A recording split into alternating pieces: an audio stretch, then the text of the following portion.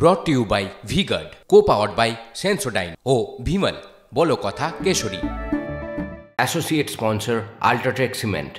सब देशों की भाषा प्रदेश की बात हो गई, पर जो आपकी पहचान से जुड़ा है प्रदेश गुजरात में पहली सीट तो आपको निर्विरोध आ ही गई है।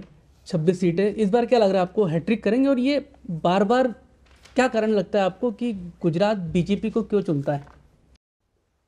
एक तो बीजेपी ने संगठनात्मक दृष्टि से, सामाजिक दृष्टि से और आर्थिक दृष्टि से गुजरात को इन टोटो एड्रेस किया है।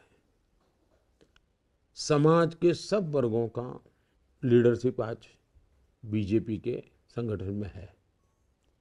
छोटा सा छोटा यानी वो विचरती कौम जिसको कहते हैं, उनके लोग भी बीजेपी के संगठन में आपको दिखेंगे। तो एक प्रकार से वो सर्वसमावेशक संगठन है, सर्वस्पर्शी है। पूरे राज्य के हर कोने में आपको बीजेपी, तो उन्होंने सत्ता में रहते हुए संगठन को कभी निग्लेक्ट नहीं किया।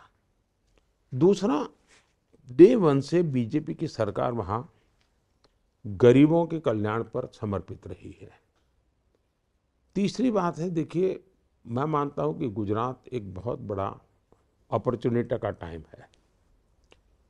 गुजरात एक जमाने में वाटर स्कैरसिटी वाला स्टेट, 10 साल में 7 साल अकाल, बिना पानी परेशानी।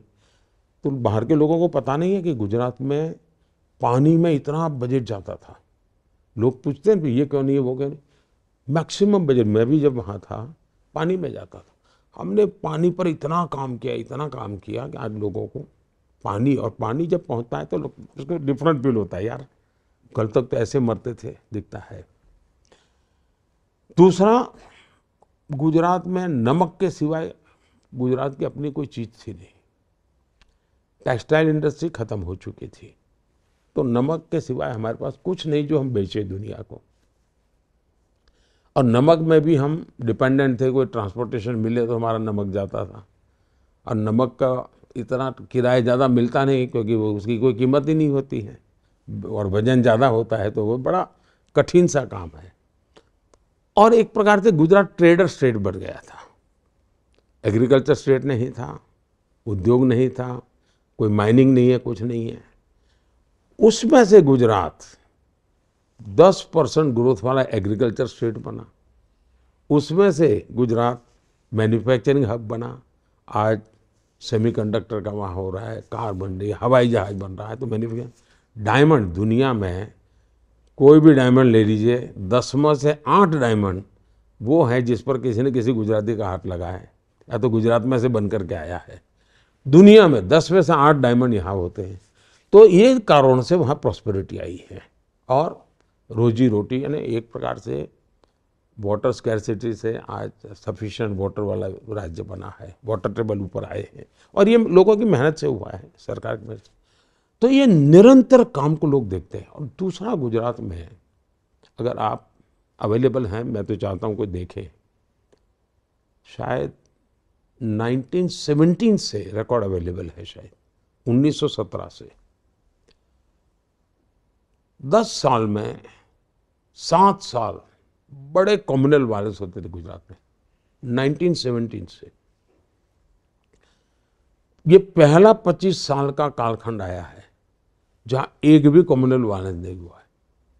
आखिरी कम्युनल वायलेंस हुआ 2001 में, 2002 में आखिरी। उसके बाद कम्युनल वायलेंस नहीं हुआ। तो ये जो शांति और सुरक्षा का वातावरण बना है, उसके कारण हर किसी को लगता है यार गुजरात एक अच्छा डेवलप होने वाला। और जब आप काम करते हैं तो लोग आशीर्वाद भी देते हैं। कोई स्कैम नहीं, इतने लंबे समय के बाद भी कोई स्कैम की चर्चा नहीं है, कोई आरोप नहीं है।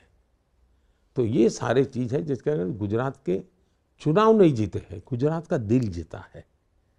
और गुजरात का दिल जीता है, उसने एक बहुत बड़ी ताकत दी है जी। सर, ये दिल जीतने के बाद आप जो कि लगातार गुजरात मॉडल भी आपका फेमस रहा है, अपने विकास के जितने भी प्रयोग आपके गुजरात से फिर आज भी आप बता रहे थे कि केंद्र में कर रहे हैं। जिम्मेदारी का भाव, प्रेशर का भाव एक कितना आता है, खासतौर पे गुजरात को लेकर जब आप देखते हैं तो? एक तो मैं बहुत ही डिटैच व्यक्ति हूँ जी। मैं इवन संगठन के काम में भी जब गुजरात के बाहर था तो मैं गुजरात की कामों में बिल्कुल अपने आप को दूर रखता था। सरकार बनने के बाद भी, प्रधानमंत्री बनने के बाद मैंने किसी मुख्यमंत्री को एक बार भी फ़ोन नहीं किया। पर सर आप जो विकास के काम हैं उन पे पहली बात तो मैं, क्योंकि अब मैं, मेरा स्वभाव है कि जैसे अभी मैं आपके साथ बैठा हूँ तो मैं यहीं पर हूँ, न मैं प्रधानमंत्री हूँ न कुछ हूँ, मैं पत्रकारों के साथ बैठ कर के देश के एक राजनीतिक नेता के नाते मैं जवाब दे रहा हूँ, तो मैं यहीं हूँ। मेरी सरकार वगैरह सब मैं यहाँ से बाहर निकलूँगा शुरू होगी, तब तक मैं यहीं हूँ। तो मैं आपके साथ हूँ, फोकस हूँ। तो मैं यहाँ आकर मैं पूरी तरह देश के काम में डूब चुका हूँ, पूरी तरह डूब चुका हूँ। और इसलिए, और मुझे भरोसा है कि गुजरात में जो भी टीम बनी है उस पर मुझे इतना भरोसा है। मैं जब काम करता था तब भी वो मेरे साथ काम करते थे, वो मुझसे भी अच्छा करेंगे मेरा विश्वास है। और किया, मुझसे ज़्यादा सीटें जीत करके आए वो लोग, तो क्रेडिट जाती है।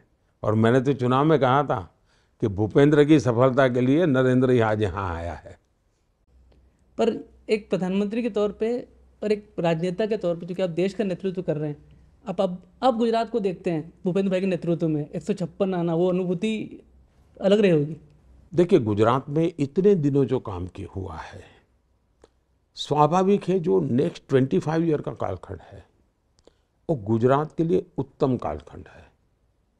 और गुजरात, मुझे लगता है कि मौका जाने नहीं देगा। कोई बड़ा व्यापारी लोग हैं, बड़ा हिसाब किताब देखने वाले लोग हैं, तो गलती करते नहीं है, वो बराबर जांच पड़ताल करके आगे बढ़ते हैं। तो वो समझेंगे कि भाई अब ये गुजरात का समय आया है, और वो उस प्रकार से गुजरात को आगे बढ़ाएंगे, ऐसा मेरा पूरा विश्वास है। Brought to you by V-Guard, co powered by Sensodyne ओ भीमल, बोलो कथा केशरी। Associate sponsor UltraTech cement.